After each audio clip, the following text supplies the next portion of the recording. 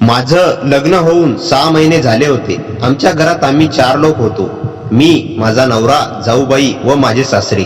मी अजून वर्षभर तरीही बेबी प्लॅन करणार नव्हते, कारण मला एवढ्यात या सगळ्या भानगडीत पडायचं नव्हतं. अजून आम्हाला थोडं फिरायचं होतं, स्वतःची लाईफ जगायची होती. म्हणून मी व आकाशने अजून बाळाचा निर्णय घेतला नव्हता. पण 6 महिन्यानंतर अचानक घरात मला काहीतरी वेगळं जाणवू लागलं. मला जाऊबाई सतत अस्वस्थ दिसू लागल्या होत्या. मोठे भाऊजी आता या जगात नव्हते. जाऊबाई त्यांच्या पतीच्या निधनानंतर सासरीच राहत होत्या. त्यांना माहेर नव्हतं असं काही नव्हतं, पण माहेरी त्यांना विचारणार, त्यांची काळजी घेणारं कोणी नव्हतं. त्यामुळे त्या सासरीच राहत होत्या. घरात आमचे सासरे होते ते गळ्यातील गोष्टीत जास्त भाग घ्यायची नाही. त्यांचं वयही झालं होतं, पण त्यांना पॅरालिसिसचा झटकाही आला होता. त्यामुळे त्यांना नीट बोलता यायचं नाही. जाऊबाई व मी सासऱ्यांची व्यवस्था काळजी घ्यायचं. माझ्यापेक्षा जाऊबाई घरात जास्त लक्ष द्यायच्या. त्या माझ्या आधी त्या घरात आल्या होत्या, त्यामुळे घरातील लोकांच्या आवडीनिवडी त्यांना जास्त ठाऊक होत्या. असेही त्या फक्त एक गृहिणी होत्या, पण मी वर्किंग होते. आता माझं काम गरुडात चाललं होतं, त्यामुळे माझी धावपळ होत नव्हती. घरात असल्यामुळे माझं लक्ष घरातील सर्व गोष्टींवर असायचं. आज गेल्या 2-4 दिवसांपासून जाऊबाई मला फारच अस्वस्थ दिसू लागल्या होत्या. किचनमध्ये काम करत असताना अचानक त्यांना चक्कर येऊ लागल्या. मी त्यांना त्याबद्दल विचारलं तर त्या म्हणाल्या, काही नाही, गेल्या काही दिवसांपासून मी जेवण कमी करत आहे, त्यामुळे मला चक्कर येत असतील. पण त्यावेळी जाऊबाई माझ्याशी खोटं बोलत होत्या.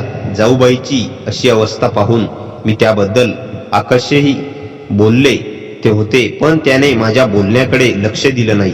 दुसऱ्या दिवशी मी माझी संध्याकाळची शेवटची मीटिंग संपवून माझ्या खोलीतून बाहेर आले, तेव्हा जाऊबाई मला घरात कुठे दिसत नव्हत्या. मी किचनमध्ये जाऊ लागले, तोच घराच्या दरवाजातून जाऊबाई घरात शिरल्या. त्यांनी एक हात पाठीमागे साडीच्या पदराला दुमडला होता. मला बघून देखील त्यांनी न बघितल्यासारखं केलं व त्या त्यांच्या खोलीत निघून गेल्या. माझं डोकं फार दुखत होतं, म्हणून मग मी चहा बनवण्याकरता जात होते. पण तेव्हा मी जावईंना आवाज दिला. त्यांच्या हातचा चहा मला फार आवडायचा. मी आवाज दिल्यानंतर त्या 5-6 मिनिटांनी बाहेर आल्या. जेव्हा त्या किचनमध्ये आल्या तेव्हा त्या फार घाबरलेल्या दिसत होत्या. त्यांच्या चेहऱ्यावर घाम फुटल्यासारखं दिसत होतं. त्यांना पाहून मी विचारलं की जाऊबाई, काय झालं, तुम्ही अशा घाबरलेल्या का दिसत आहात? ताई, झालंय का? त्यावर त्या नाही म्हणाल्या आणि माझं काय काम होतं हे त्यांनी विचारलं. मी त्यांना माझ्यासाठी चहा ठेवायला सांगितलं. त्यांनी लगेचच चहा बनवायला घेतला. मी त्यांच्याशी गप्पा गोष्टी करत तिथेच बसणार होते, पण तोच माझ्या मोबाईलमध्ये बॅटरी मेसेज आला. मग मी मोबाईल चार्जिंग लावण्यासाठी माझ्या खोलीत गेले. माझा चार्जर सकाळी जाऊबाई त्यांच्या खोलीत घेऊन गेल्या होत्या. मग तेव्हा मी माझं चार्जर घेण्यासाठी जागेच्या खोलीत गेले. चार्जर शोधत असताना जाऊबाईच्या ड्रेसिंग टेबलच्या ड्रॉवर मध्ये मला अशी गोष्ट दिसली जी पाहून माझ्या पायाखालची जमीन सरकली. त्या ड्रॉवर मध्ये मला प्रेग्नन्सी किट दिसली आणि तीही पॉझिटिव्ह होती. ते पाहून काही गोष्टी माझ्या लक्षात येऊ लागल्या की मागच्या 3-4 दिवसांपासून जाऊबाई एवढ्या अस्वस्थ का दिसत होत्या. त्याचबरोबर आताही त्या लपून छपून घरात येताना दिसल्या, म्हणजे त्या गरोदर होत्या. पण हे असं शक्य नव्हतं. त्यांचा नवरा तर आता या जगात नव्हता, मग तरी ते सगळं काय शक्य होतं? यावेळी मला खूप मोठा धक्का बसला होता. मी जावेला तर त्याबद्दल काही बोलले नाही. किचनमध्ये जाऊन मी त्यांना एवढेच विचारलं की तुमची तब्येत ठीक आहे ना? तुम्हाला काही दिवसांपासून फार गरगरत आहे, आपण हॉस्पिटलमध्ये जाऊया. मी असं बोलताच त्या म्हणाल्या, मला आता बरं वाटते, तू माझी जास्त काळजी करू नकोस. त्या दिवशी त्या माझ्या नजरेला नजर मिळवत नव्हत्या. त्या मला फक्त सारख्या नजर चोळताना दिसल्या. रात्री मी आकाश सोबत या बाबतीत बोलले. तो म्हणाला, पूजा, काहीही बडबडतेस, दादा या जगात नाहीये, मग वहिनी गरोदर कशी राहील? काहीही बोलू नकोस. आकाशने माझ्या बोलण्यावर जराही विश्वास ठेवला नाही. मी त्याला म्हणाले, ठीक आहे, उद्याच मी तुला प्रूफ दाखवते, म्हणजे तुलाही माझ्या बोलण्यावर विश्वास पटेल. एवढं बोलून मी माझ्या जागी जाऊन झोपी गेले. काही वेळाने मला जाग आली तेव्हा रात्रीचे 1 वाजले होते. मी उठून बसले तेव्हा मला माझ्या शेजारी आकाश कुठेही दिसत नव्हता. मला वाटलं तो बाथरूम मध्ये गेला असेल. मी पाणी पिण्यासाठी उठले होते म्हणून मी पाणी घेण्यासाठी किचनमध्ये गेले तेव्हा पाणी पिऊन होताच जसे मी किचन मधून बाहेर पडले तशी माझी नजर समोर जावेच्या खोलीवर गेली. तिथून माझा नवरा लपून छपून बाहेर येताना दिसला. एवढ्या रात्री तो त्या खोलीत काय करायला गेला होता मला काही कळून येत नव्हतं. आकाशला मी सकाळी जा विचारेल हे मी ठरवलं होतं. त्या दिवशी रात्री उशिरा झोपल्यामुळे सकाळी मला उशिराने जाग आली होती आणि जेव्हा मी झोपेतून उठले तेव्हा तर 11 वाजले होते. माझा ऑफिसचा लॉग इन टाइमही निघून गेला होता. त्या दिवशी मी सुट्टी घ्यायचे ठरवलं कारण माझं डोकं काम करत नव्हतं. मला आकाशला विचारायचं होतं की तो रात्री जाऊबाईच्या खोलीत का गेला होता, परंतु मी उठण्याआधीच तो ऑफिसला निघून गेला होता. आकाशला माझं बोलणं खोटं वाटलं होतं की जाऊबाई गरोदर आहे. मला त्याचं प्रूफ द्यायचं होतं. दुपारी जाऊबाई टेरेसवर कपडे वाळवायला टाकायला गेल्या तेव्हा मी त्यांच्या खोलीत गेले. त्यांच्या ड्रेसिंग टेबलच्या ड्रॉवर मध्ये मी ती किट शोधू लागले पण ती मला कुठेही दिसत नव्हती. पण मला चांगलं आठवतं होतं की काल मी किट पाहिली होती. बहुतेक जाऊबाईंनी ती लपवली होती पण हे त्यांना कसं ठाऊक. त्यांच्या प्रेग्नेन्सी बद्दल मला समजलंय. काल रात्री आकाश त्यांच्या खोलीत गेला होता तेव्हा तर त्याने काही सांगितलं नाही ना. आता तर माझ्या मनात प्रश्न मागून प्रश्न वाढत होते. मी आकाश घरी येण्याची वाट पाहू लागले. रात्री आकाश घरी आला तेव्हा झोपायच्या वेळेत तो खाली आला तसं मी त्याला घेरलं. मी त्याला विचारलं की तू काल रात्री जाऊबाईच्या खोलीत का गेला होतास.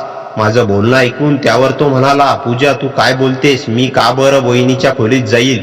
रात्री मी वॉशरूमसाठी उठलो तेव्हा तूच मला खोलीत दिसत नव्हतीस.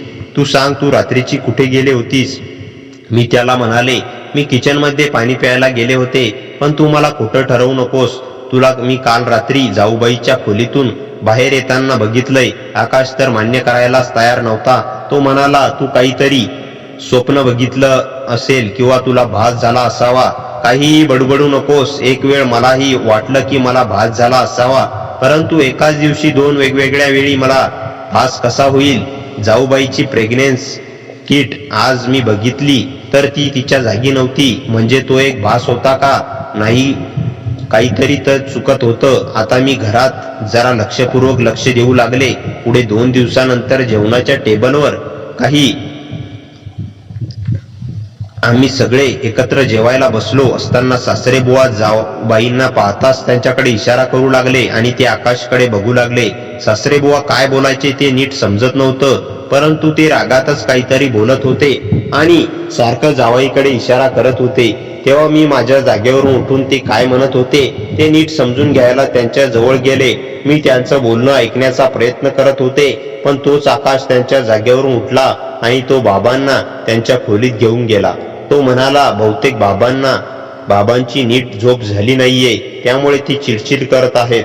आकाशच्या वागण्यावरून असं दिसत होतं की त्याला त्यांच्या बाबांना काही बोलू द्यायचं नाहीये. आता तर माझा संशय पक्का झाला होता की त्या घरात काहीतरी गडबड आहे.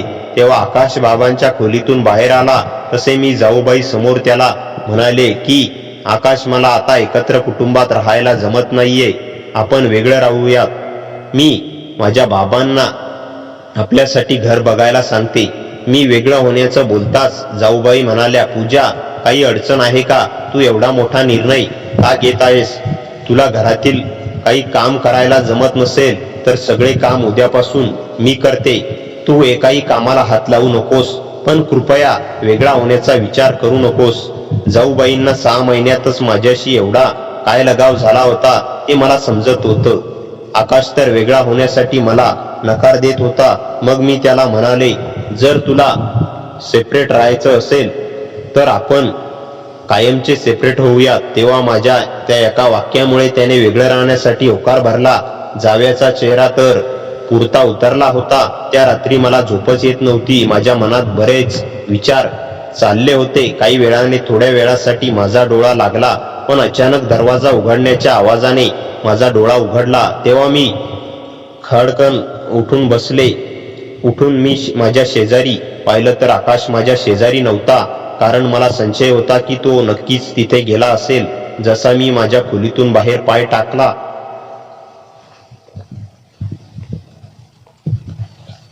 तसा मला आकाश जावेच्या खोलीत जाताना दिसला. त्याचा पेहराव मी चांगल्या प्रकारे ओळखायचे. आकाशला पाहताच मी त्याच्या मागे गेले. आज हा ना माझा भास होता ना माझं स्वप्न होतं. मी प्रत्यक्षात ते बघत होते. आकाश माझ्या नजरेसमोर जावेच्या खोलीत शिरला होता. त्या खोलीचा दरवाजा आतून लॉक होण्याआधी मी तिथे हजर झाले. आत खोलीत जाताच समोरच दृश्य पाहून माझ्या पायाखालची जमीन सरकली. दिवसा घरामध्ये डोक्यावर पदर घेणारी फिरणारी जाऊ त्यावेळी काही वेगळ्या स्वरूपात होती आणि तिच्यासोबत जो व्यक्ती होता त्याला पाहून तर मला सगळ्यात मोठा धक्का बसला होता. कारण आजपर्यंत मी फक्त मूवी आणि सिरियल मध्ये पाहिलं होतं की मेलेला माणूस हा परत येतो, परंतु त्या दिवशी मी प्रत्यक्षात बघत होते.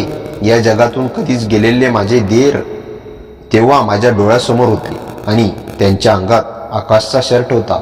ते सगळं दृश्य पाहून मी जोराने बोलले की जाऊबाई, तर हे आहे का तुमचं खरं रूप? इथे सगळं काय चाललंय? तुम्ही तर आजपर्यंत मला हे सांगत होतात की तुमचे पती आता या जगात नाहीत. मग हा व्यक्ती इथे कसा? तुम्ही माझ्यापासून या सगळ्या गोष्टी का लपवल्या? तुमच्या पतीला तुमच्या प्रेग्नेन्सी बद्दल तर माहीत असेलच की. पतीलाही फसवत आहात. माझं बोलणं ऐकून माझ्या मोठे देर पुढे येऊन म्हणाले, पूजा, कामिनी माझी पत्नी आहे, तिच्याशी तू असं वरच्या भाषेत बोलू नकोस. त्यावेळी आम्हा दोघांचा आवाज वाढत होता. आमचा आवाज ऐकून आकाश तिथे आला. मी म्हणाले, बरं झालं आकाश, तूही इथे आलास. जावाई गरोदर आहेत आणि हे 101% खरं आहे, पण त्या ही गोष्ट माझ्यापासून का लपवत होत्या ते मला माहीत नाही.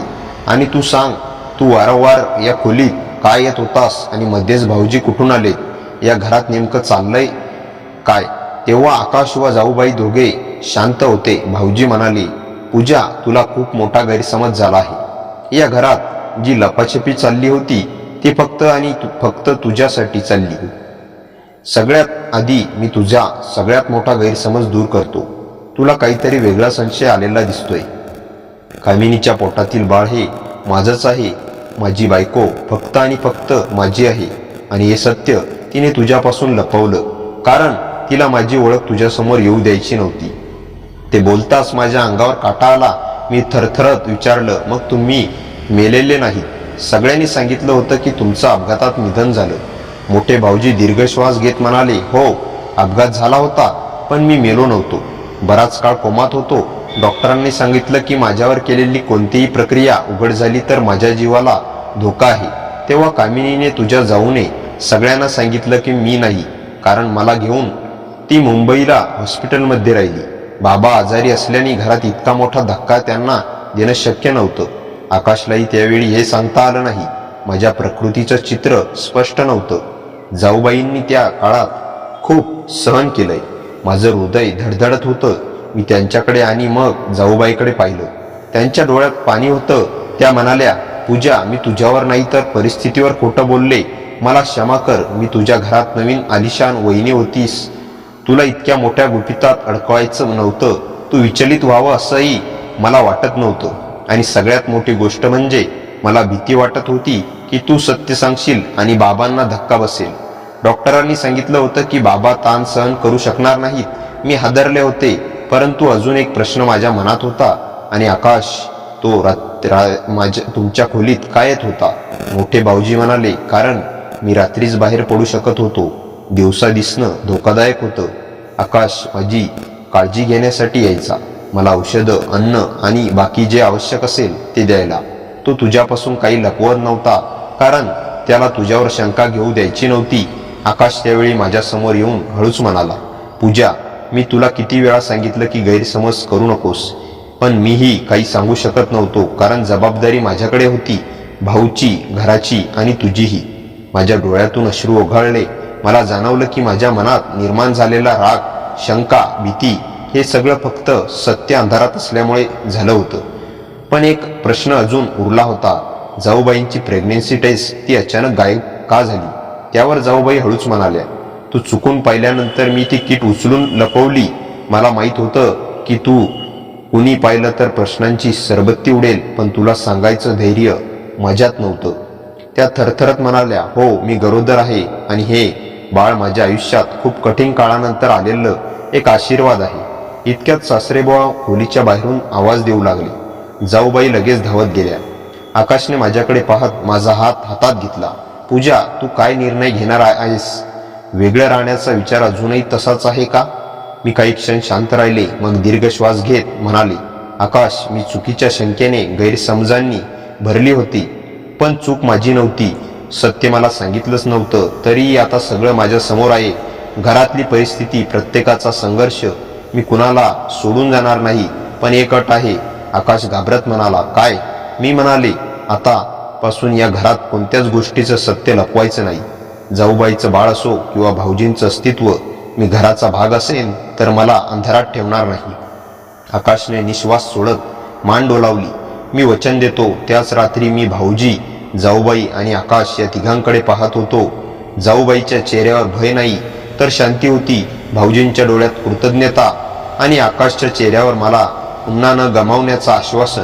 मी हलकसं असले, चला आता पुढचं जीवन आपण सगळे मिळून जगूया. आणि त्या दिवसानंतर आमच्या घरात गुपितं नव्हती, पण आनंद मात्र भरभरून होता. त्या रात्री नंतर घरात वातावरण शांत झालं होतं, पण माझ्या मनात मात्र एक गोष्ट सतत कुरतडत होती. भाऊजींनी सांगितलेल्या कथेत काहीतरी अपूर्ण होतं. ते खोटं बोलत नाहीत असं मला वाटत नव्हतं, पण सगळं सत्य अजूनही मला कळलं नव्हतं. दुसऱ्या दिवशी सकाळी आकाश ऑफिसला गेल्यावर मी जाऊबाई सोबत स्वयंपाकघरात काम करत होते.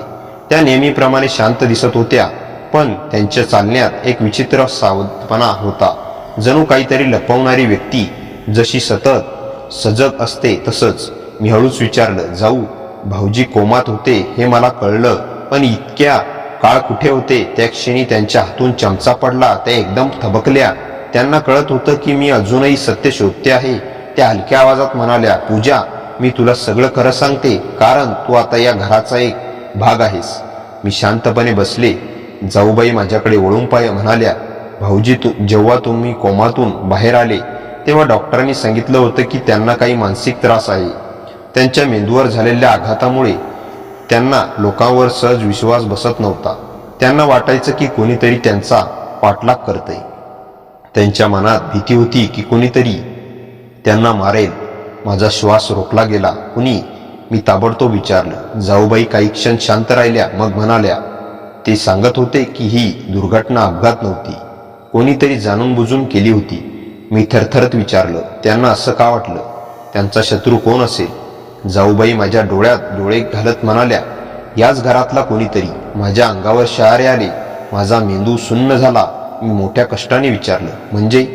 त्या हळू आवाजात म्हणाल्या, भाऊजी वारंवार एका नावाचा उल्लेख करत असत, पण मला आधी वाटायचं की ते भ्रमात बोलत असतील.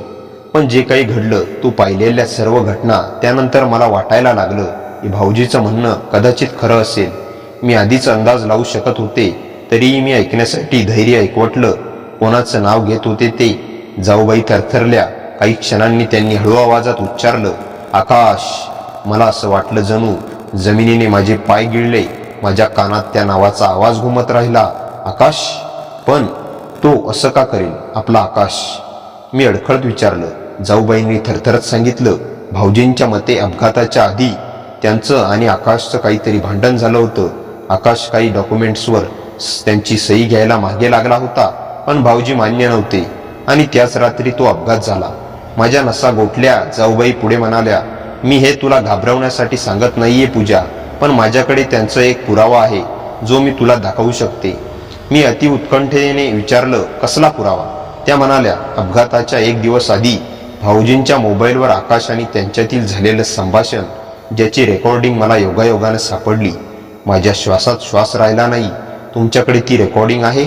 त्या मान हलवून म्हणाल्या, हो, आणि ती ऐकल्यावर तुला समजेल आपण आजवर जे सत्य समजत होतो त्याचा अर्धाही भाग खरा नाही. माझ्या मनात नवे भय, नवीन संशय, नवीन प्रश्न निर्माण झाले. मी विचारलं, मग ती रेकॉर्डिंग कुठे आहे? जाऊबाई म्हणाल्या, माझ्या पर्समध्ये, मी लगेच आणते. त्या तेवढ्यात त्यांच्या खोलीत गेल्या, पण जशा त्या आत गेल्या तसा मला त्यांच्या खोलीतून अचानक एक भयानक किंकाळी ऐकू आली. जाऊबाईच्या खोलीतून आलेल्या किंकाळी ऐकताच माझं हृदय थांबल्यासारखं झालं. मी वेगाने त्यांच्या खोलीकडे धाव घेतली. आत जाऊन पाहिलं तर त्या पायाखाली कोसळलेल्या अवस्थेत होत्या. हातातलं पर्स जमिनीवर पडलं होतं आणि त्या जोरजोरात श्वास घेत होत्या. मी घाबरून त्यांच्याजवळ बसले. जाऊ, काय झालं, ठीक आहात ना? त्या थरथर त्या आवाजात म्हणाल्या, पूजा, कोणीतरी पर्समधून मोबाईल काढून नेलं, रेकॉर्डिंग गायब आहे. माझ्या अंगावर शहारे आले. म्हणजे घरात कोणीतरी आमचं निरीक्षण करत होतं. जसं आम्ही आवाज ऐकून बाहेर पडणार होतो तसाच दरवाजाजवळ पावलांचा हलका आवाज आला. जणू कोणी धावत पळालं होतं. मी लगेच बाहेर धाव घेतली, पण कोणी दिसलं नाही. घरात एकच शांतता आणि भीती. संध्याकाळी आकाश घरी आला. मी त्याच्याकडे नीट पाहिलं. तो शांत दिसत होता, जणू दिवसातील सगळ्या सामान्य गोष्टी संपल्यात तसा. मी त्याला काहीच न सांगता सगळं निरीक्षण करत होते. रात्री जेवता जेवता मी त्याला साधंच विचारलं, आकाश, तुझा आजचा दिवस कसा गेला? तो म्हणाला, नेहमीसारखाच. ऑफिसमध्ये काम होतं, मी थोडा लेट आलो.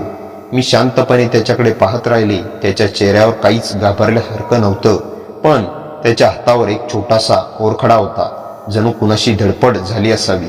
मग मी विचारलं, हा ओरखडा कसा? तो क्षणभर थांबला, मग हसत म्हणाला, अरे, ऑफिसमध्ये पडलो होतो. माझ्या मनात आता खात्री झाली, तो ऑफिसमध्ये नाही, तो घरातच फिरत होता.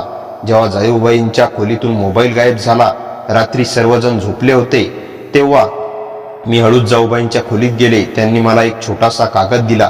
पूजा, माझ्याकडे अजून एक पुरावा आहे. तो मोबाईल नाही, पण त्याहून महत्वाची गोष्ट. त्या कागदावर भाऊजींच्या नेहमीच्या हस्ताक्षरात लिहिलेलं होतं, जर काही झालं तर माझ्या अपघातासाठी जबाबदार व्यक्ती तुझ्याच घरात आहे. आणि तो व्यक्ती त्या रात्री माझ्या गाडीच्या मागे लागला होता. नंबर प्लेटच्या पहिल्या 2 अंक MH आणि शेवटचे अंक 27 आहेत. मी थरथरले. आकाशची गाडी MH14AB 27. माझा श्वास अडखळला. अगदी शेवटचे अंक तेच. आता सगळं स्पष्ट झालं होतं. दुसऱ्या दिवशी सकाळी मी थेट भाऊजींशी बोलले. मी त्यांना सरळ विचारलं, भाऊजी, अपघाताच्या रात्री तुमच्या मागे लागणारी गाडी ती नक्की आकाशचीच होती? ते थोडे अडखळले, मग म्हणाले, मलाही खात्री नाही, पण नंबर तेवढाच दिसला. ते घाबरलेले होते, जणू काही अजूनही त्यांना सत्य बोलायला भीती वाटत होती. मी मात्र आता शांतपणे सर्व पझल जोडत होते. त्या दिवशी मी आकाशच्या ऑफिसमध्ये फोन केला. कळलं, तो त्यावेळी ऑफिसमध्ये नव्हता. जेव्हा तो म्हणाला होता की मी लेट आलो, म्हणजे त्यांनी ऑफिसविषयी मोठं सांगितलं होतं. संध्याकाळी आकाश घरी आला तेव्हा मी एक मोठा निर्णय घेतला होता. मी शांत राहून त्याला म्हणाले, आकाश, आपल्याला बोलायचं आहे. तो सोफ्यावर बसला. मी हळूहळू सगळ्या गोष्टी समजावून सांगितल्या. जाऊबाईची रेकॉर्डिंग, भाऊजींचा कागद, गाडीचा नंबर, त्याचा रात्रीचा खोलीत जाणं, त्याचं वागणं, सर्व. आकाश काही क्षण शांत राहिला. मग त्याने डोकं खाली घेतलं आणि म्हणाला, हो पूजा, मी कबूल करतो, माझा थरकाप झाला. तो पुढे म्हणाला, तो अपघात मी केला, पण मुद्दाम नाही. त्या रात्री भाऊजी आणि माझ्यात तिखट भांडणं झालं. कंपनीच्या पैसेविषयी त्यांनी काही कागदांवर सही करायला नकार दिला. मी रागात त्यांच्या मागे गाडी नेली. त्यांना थांबवायला गेलो, पण अचानक ते गाडीवरून घसरले. मी त्यांना धक्का दिला नव्हता, पण मी त्यांना हॉस्पिटलमध्येही घेऊन गेलो नाही. पण मला भीती वाटली की मी दोषी ठरेन, म्हणूनच मी घाबरलो, पळून आलो. माझ्या डोळ्यांत अश्रू आले, रागाचे, अविश्वासाचे, वेदनेचे. आणि इतके दिवस तू हे सगळं लपवलंस आमच्याकडून, तुझ्या घरच्यांकडून. आकाश रडत रडत म्हणाला, मी भीतीने जगत होतो. भाऊजी मेल्याचं ऐकून मी कोसळलो होतो, पण सगळ्यांना वाटलं ते मरण पावले आणि मी काही सांगू शकलो नाही. तेवढ्यात दरवाजात भाऊजी उभे होते. त्यांनी सर्व ऐकलं होतं. त्यांच्या डोळ्यात दुःख आणि राग दोन्ही होते. ते हळू आवाजात म्हणाले, मी मेलो नव्हतो आकाश, पण त्या रात्री तू मला हॉस्पिटलमध्ये सोडलं असतंस तर कदाचित आज माझं आयुष्य इतकं उद्ध्वस्त झालं नसतं. आकाश गुडघ्यावर बसला, हात जोडून म्हणाला, दादा, मी तुम्हाला मुद्दाम काही केलं नाही. मी घाबरलो होतो. भाऊजी मागे सरले. त्यांच्या चेहऱ्यावरचा विश्वासच नष्ट झाला होता. जाऊबाई दारात उभ्या होत्या, डोळ्यात पाणी घेऊन. त्यांच्या पोटातलं बाळ आणि पतीचं पूर्ण आयुष्य सगळं धुसर दिसत होतं. मी काहीही न बोलता माझी बॅग घेतली. आकाश धावत आला, पूजा, प्लीज थांब, मला सोडून जाऊ नकोस. मी डोळ्यातून वाहणारे पाणी पुसत म्हणाले, सगळ्यांनाच माफी मिळू शकते आकाश, पण विश्वासघाताला नाही. तू मला नाही, तुझ्या कुटुंबाला नाही, तू स्वतःलाच माफ करू शकत नाहीस. आणि मी अशा व्यक्तींसोबत कधीच राहू शकत नाही. तर मित्रांनो, कथा कशी वाटली कमेंटमध्ये नक्की सांगा. कथेला जास्तीत जास्त लाईक करा आणि हाईप करा. आणि हाईप या नवीन बटनावर क्लिक करायला विसरू नका. आणि आपल्या मित्रमैत्रिणींमध्ये शेअर करा. आणि हो, चॅनलवर नवीन असाल तर चॅनलला सबस्क्राईब करायला विसरू नका. भेटूया पुन्हा अशाच इंटरेस्टिंग आणि धमाकेदार कथेसह. तोपर्यंत हसत राहा, खुश राहा. धन्यवाद.